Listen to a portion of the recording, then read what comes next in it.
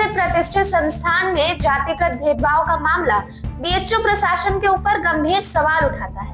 ऐसा कहना पंकज मोहन सोनकर का है। बीएचयू वीसी कार्यालय के सामने धरने पर बैठे छात्र शिवम सोनकर के समर्थन में पहुंचे पूर्व प्रत्याशी लोकसभा लालगंज आजमगढ़ अखिल भारतीय खटिक समाज के राष्ट्रीय महासचिव पंकज मोहन सोनकर। उन्होंने कहा कि धरना दे रहे छात्र शिवम सोनकर से विस्तार पूर्वक पूरे घटनाक्रम की जानकारी मैंने ली है। पंकज मोहन सोनकर ने पत्रकारों से बताया कि बीएचयू जैसे प्रतिष्ठित संस्थान में जातिगत भेदभाव का मामला बीएचयू प्रशासन के ऊपर गंभीर सवाल उठाता है। काशी हिंदू विश्वविद्यालय प्रशासन को इन मुद्दों पर गंभीरता से विचार करना चाहिए। यह विश्वविद्यालय के साख का प्रश्न है। ऐसा प्रतीत हो रहा है कि शिवम सोनकर जैसे मेधावी छात्रों की आवाज दबाई जा रही है, जबकि यह प्रशासन का कर्तव्य है कि वह छात्रों से संवाद करे और उनकी समस्याओं का समाधान निकाले।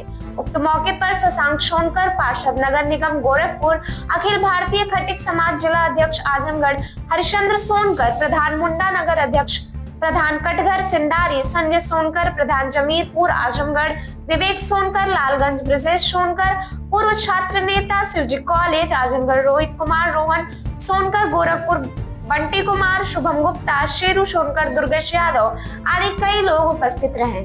शिवम सोनकर हमारे समाज का बच्चा है और पढ़ने में काफी ब्रिलियंट है, जो हमें जानकारी मिली, और लगभग 10 दिनों से ये संघर्ष कर रहे हैं, अपने हक की लड़ाई लड़ रहे हैं कि इनको बीएचयू जैसी संस्था में पीएचडी में एडमिशन मिले। और जो जानकारी मिली है उसके अकॉर्डिंग इनकी 2 रैंक है जनरल कैटेगरी में। तो जनरल कैटेगरी में 2 रैंक होने के बावजूद भी इनको एडमिशन नहीं दिया जा रहा है, यह बहुत विचारणीय है। और अगर 7 सीटें हैं, इनके द्वारा जो बताया गया है कि यहाँ 7 सीटें हैं, 7 में से 4 पे एडमिशन ले लिया गया है, 3 को अभी भी खाली करके रखा गया है, और उसमें से एक भी शेड्यूल कास्ट के बच्चे के एडमिशन की कोई रिक्वायरमेंट पूरी नहीं की गई है, वो खाली करके रखा गया है। जबकि प्रीवियस जो सेशन रहे हैं, इसके पहले जो एडमिशन हुए हैं, उसमें हमेशा एक शेड्यूल ट्राइब और शेड्यूल कास्ट के और ओबीसी के बच्चों को एडमिशन दिया जा रहा था।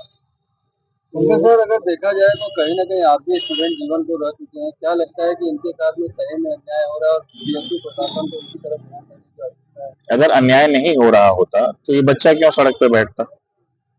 और सबसे बड़ी चीज है, बिल्कुल साधारण तरीके से ये बैठा हुआ है, इसने अपनी बातें रखी हैं और इनकी बातों को कई जगह रखा गया है।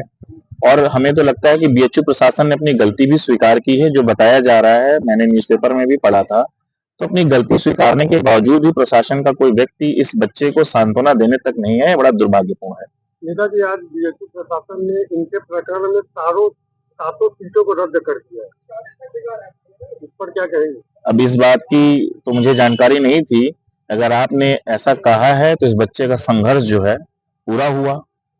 इसने एक चीज तो करा, भाई बीएचयू ने स्वीकारा है कि हमने एडमिशन करने में गलती की है, और अपनी गलती को स्वीकार करते हुए उन्होंने 7 सीटों को कैंसिल कर दिया है। तो ये तो बीएचयू जैसे प्रतिष्ठित संस्थान के ऊपर जाति भेदभाव के आरोप लग रहे हैं, आप लोग जनप्रतिनिधि हैं, क्या लगता है ऐसी घटनाएं तो आपके भी संज्ञान में आ रहा है? मैंने अपने छात्र जीवन में पहली बार ऐसा सुना है कि बीएचयू में जातिगत आधार पर बच्चों को एडमिशन न दिया जा रहा हो, और ये मामला बहुत गंभीर है।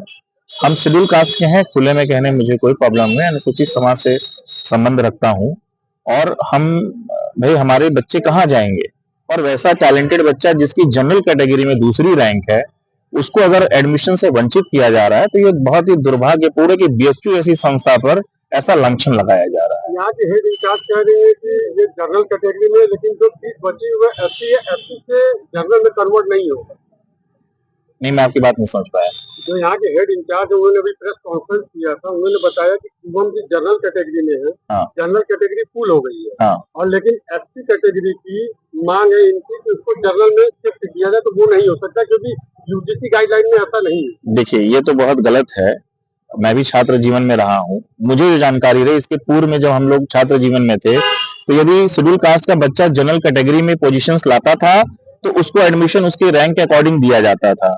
उसके बाद फिर मार्क्स के कट ऑफ बना करते थे, और मार्क्स के कट ऑफ के अकॉर्डिंग उसको एडमिशन दिया था, जो जनरल में आता हो, ओबीसी में आता हो, शेड्यूल कास्ट में आता हो। अब शेड्यूल कास्ट में जिसके मार्क्स कम रहते थे या जो भी क्राइटेरिया बना होता था, कट ऑफ बना था, उसके अकॉर्डिंग उसको एडमिशन दिया जाता था। तो ये तो बच्चा वैसे भी डिजर्व करता है कि भाई सामान्य कैटेगरी में इसकी दूसरी रैंक है, तो इसको सामान्य कैटेगरी में एडमिशन दे। बट ये सामान्य कैटेगरी में ना एडमिशन मांगते हुए ये शेड्यूल कास्ट की कैटेगरी में एडमिशन मांग रहा है, जिससे उसको वंचित रखा जा रहा है।